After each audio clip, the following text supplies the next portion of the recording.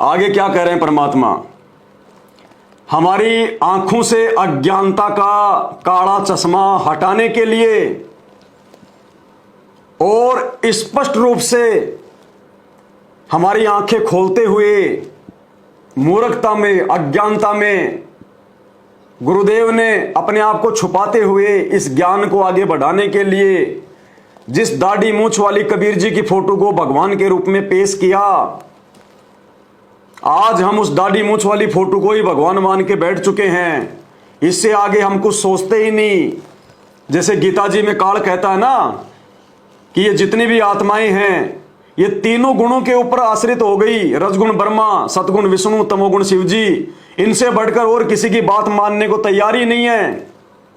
तो उसी प्रकार आज ये संगत संत रामपाल जी के संकेतों को ना समझकर शुरुआत में उनके द्वारा जो दाढ़ी मूंछ वाले कबीर जी की फोटो को भगवान बनाकर सामने पेश किया गया, संत रामपाल जी के मकसद को ना समझकर वो दाढ़ी मूंछ वाली, सिर पे टोपी वाली वो फोटो को ही भगवान मान बैठी। तो संत रामपाल जी ने दाढ़ी मूंछ और टोपा का उदाहरण देकर, टोपी और दाढ़ी मूंछ का उदाहरण देकर भी हमें समझा दिया कि मूर्खों, कम से कम अब तो समझ जाओ कि हर बार वो कबीर जी दाढ़ी मूंछ लगाकर या टोपा टापा पहन के नहीं आएगा। कहीं तुम सोचो कि आज वो भगवान आएगा तो दाढ़ी मूंछ लगा के आएगा, टोपा टापा पहन के आएगा। यानी अपने विषय में गुरुदेव संकेत कर रहे हैं कि नालायकों, मैं हूं कबीर। ये मत सोचो कि वो कबीर जी आ जाएगा तो 650 साल पहले की तरह दाढ़ी मूंछ लगा के आएगा, टोपा टापा पहन के आएगा। हमारी आंखें खोल रहे हैं परमात्मा, लेकिन फिर भी 90% संगत की आंखें बंद हैं और सत्सेवक उनके संकेतों को समझ गए, जो संकेत परमात्मा ने इस अनमोल सत्संग में किया। सुनिए। आज ये दास आपके पास है और अब कबीर परमात्मा आ जाए। अब जरूरी नहीं है कबीर भगवान इस स्वरूप में जो आप रोज देखते हो, दाढ़ी दूढ़ी बुढ़ाकर टोपी टापी पहन के ना, वो किसी भी रूप में आ सकता है। और यहाँ इस दास के स्थान पर वो परमेश्वर आ जाए और आपके साथ ऐसे ही ज्ञान देवे, आपको आशीर्वाद देवे, मिले, सत्संग करें, तो आप उनके साथ क्या व्यवहार करोगे? अब जो पुण्यात्मा वो तो समझ गए होंगे क्या व्यवहार कराएंगे। जो पुण्य आत्मा है वो तो समझ गई होंगी कि क्या व्यवहार करेंगे। परमात्मा कह रहे हैं, हम जिसको भगवान मानते हैं, कबीर जी को, जो दाढ़ी मूंछ वाला है, जो टोपा टापा पहन के आता है, जो फोटो हम देखते हैं, वो कबीर ये ना सोचना कि आज भी दाढ़ी मूंछ लगा के आएगा, टोपा टापा पहन के आएगा। और कह रहे हैं अगर वो कबीर आज इस दास की जगह पर आकर बैठ जाए और आपको ज्ञान सुनाए जैसे हमारे गुरुदेव सुना रहे हैं, तो तुम क्या करोगे? उनके साथ कैसा व्यवहार करोगे? क्या उनको भी एक मानुष मानोगे? क्या उनका भी जो है मतलब जन्मदिन मनाओगे? क्या उनके रहते सहते किसी और का प्रकट दिवस मनाओगे? ये कहना चाह रहे हैं गुरुजी। ये सत्संग करने का मतलब है कि नालायकों, मुझे पहचानो कि तुम्हारे गुरु के रूप में कौन बैठा है, साक्षात कबीर बैठा है। और फिर कह रहे हैं गुरुजी कि जो पुण्य आत्माएं हैं वो तो समझ गई होंगी। तो भाई और बहनों, ये साथ संगत से जुड़े हुए भाई बहन जो समझ चुके हैं, परमात्मा उनके लिए संकेत कर रहे हैं। जो पुण्य आत्मा है उन्होंने तो अपने गुरु को भगवान मान लिया, दाढ़ी मूंछ वाले को छोड़ दिया। जो मूर्ख हैं वो सांप वाली लकीर पीटते रहेंगे। शुरू से सुन लो एक बार। गुरुजी कह रहे हैं, नालायकों, जो तुमने भगवान के साथ में करना चाहिए वो अपने गुरु के साथ में करो, अपने गुरु के साथ में। आज ये दास आपके पास है और अब कबीर परमात्मा आ जाए। अब जरूरी नहीं है कबीर भगवान,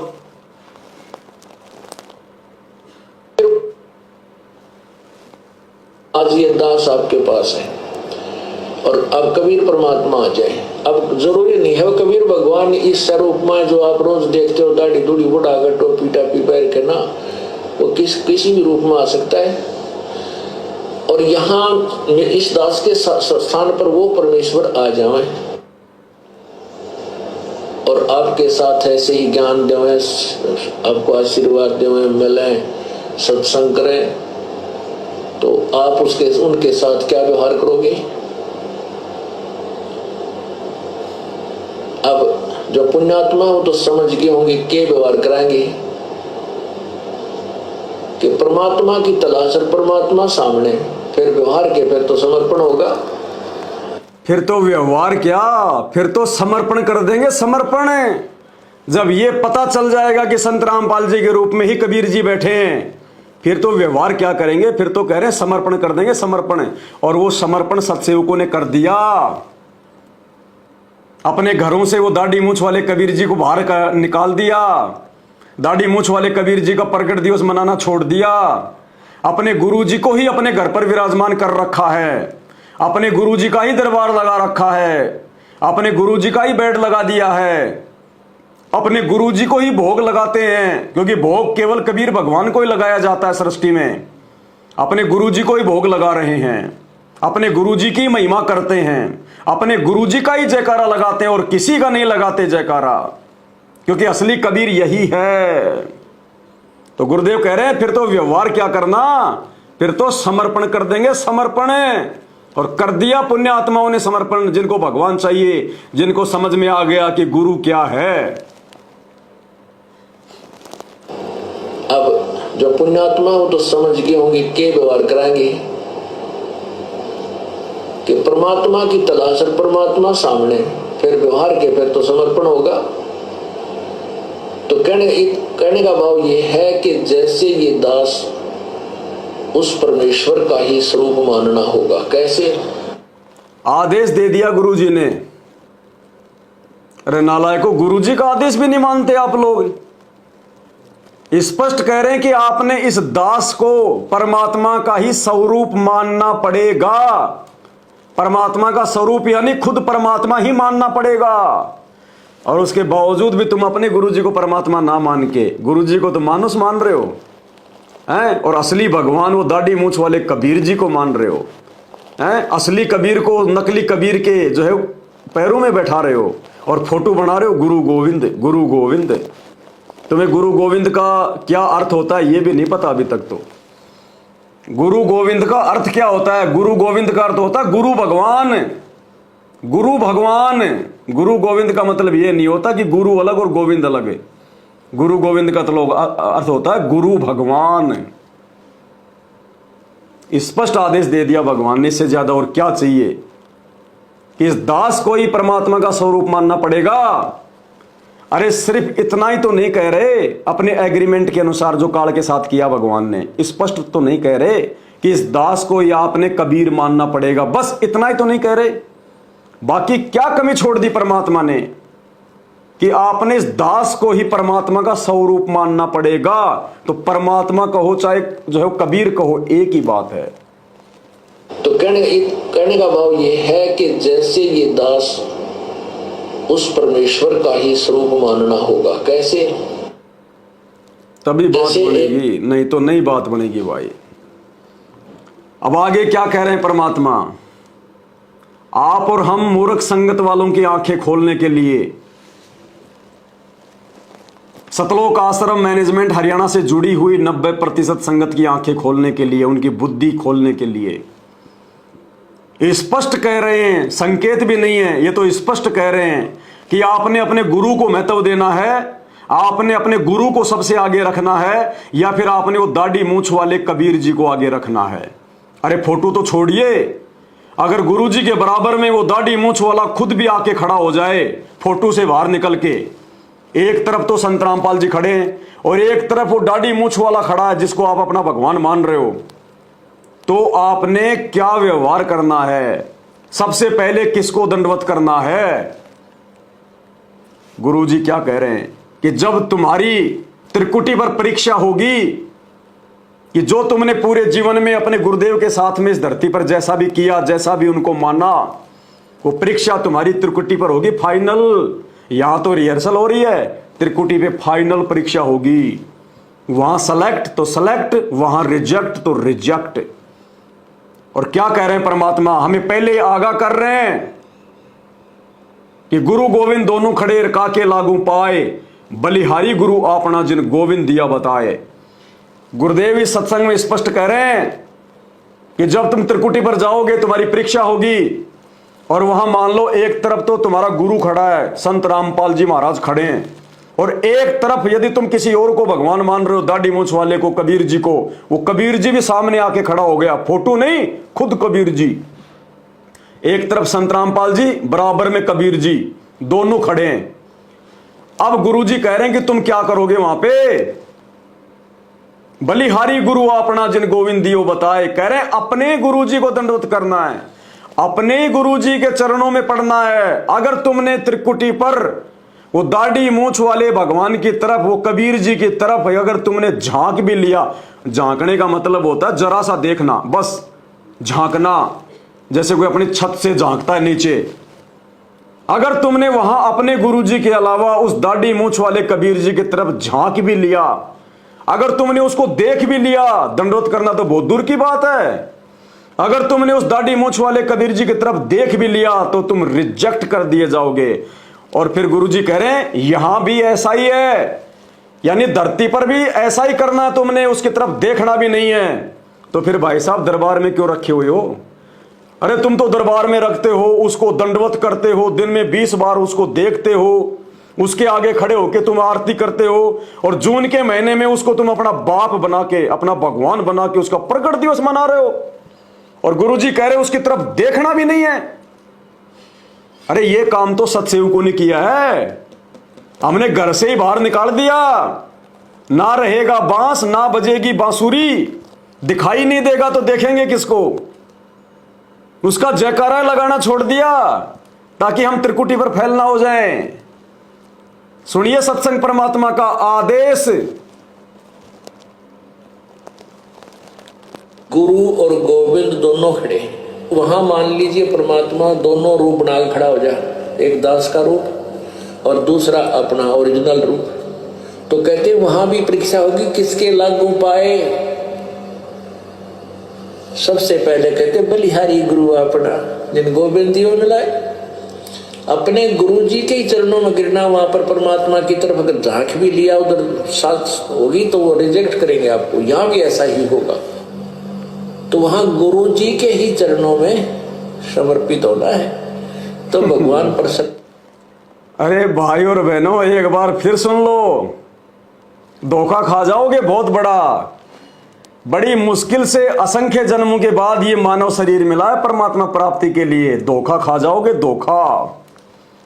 ये गुरु जी के वचन है, ये गुरु जी के आदेश हैं, इनको मानना पड़ेगा। ये सत्संग कोई हमारा मन बहलाने के लिए नहीं किए, ये सत्संग कोई टाइम पास करने के लिए नहीं किए। संत रामपाल जी आश्रमों में रात को 2-2 बजे तक जाग के हमें यही बात समझाने के लिए कि गुरु ही भगवान होता है, गुरु ही कबीर है, और कोई कबीर धरती पर है ही नहीं, सृष्टि में है ही नहीं। स्पष्ट कह रहे हैं कि जब तुम त्रिकुटी पर जाओगे, यहां तो तुम खाली फोटो पूज रहे हो, और वहां अगर वो फोटो से बाहर निकल कर भी आ जाए, एक तरफ तुम्हारा गुरुजी, बराबर में वो दाढ़ी मूंछ वाला कबीर जी, कह रहे हैं उसकी तरफ देखना भी नहीं है, झांकना भी नहीं है उसकी तरफ। अगर नजर भी कर ली उसकी तरफ, उसको दंडवत करना, उसका जयकारा लगाना या उसको भगवान बताना तो बहुत दूर की बात है।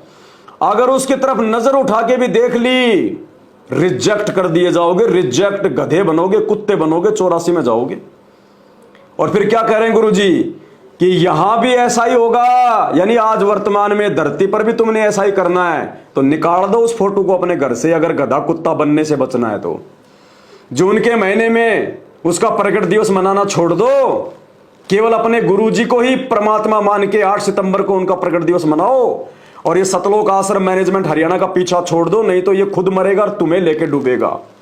ये मेरा आदेश नहीं है, ये सात संगतियां कोई पवनदास कोई अपनी नहीं चलाता है, ये परमात्मा पूर्ण ब्रह्म कबीर साहिब के सत्संग सुना रहा हूं आपको, गुरुदेव का आदेश। और जो इनको भी नहीं मानेगा वो तो गधा है, गधा, जीवित गधा है वो, मरने के बाद तो गधा बनेगा ही बनेगा।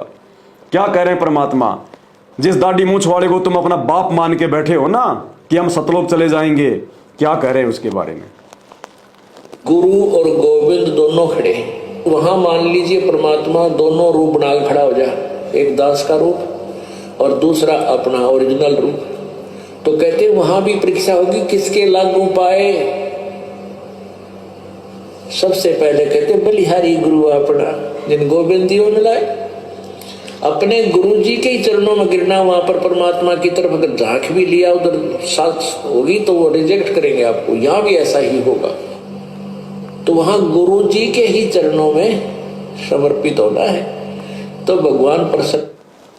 तो भाई हम सत्सेवकों ने तो साध संगति से जुड़कर अपने गुरु को ही कबीर भगवान मानकर उनको प्रसन्न कर लिया है। हम तो त्रिकुटी पर पास होने वाली रिहर्सल हमने तो शुरू कर दी है, गुरु जी के वचन मानकर, गुरु जी का आदेश मानकर।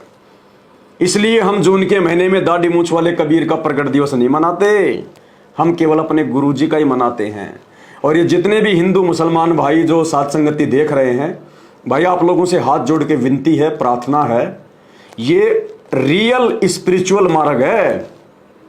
आप लोग तो बहुत बड़ी गलत फहमी में जी रहे हो।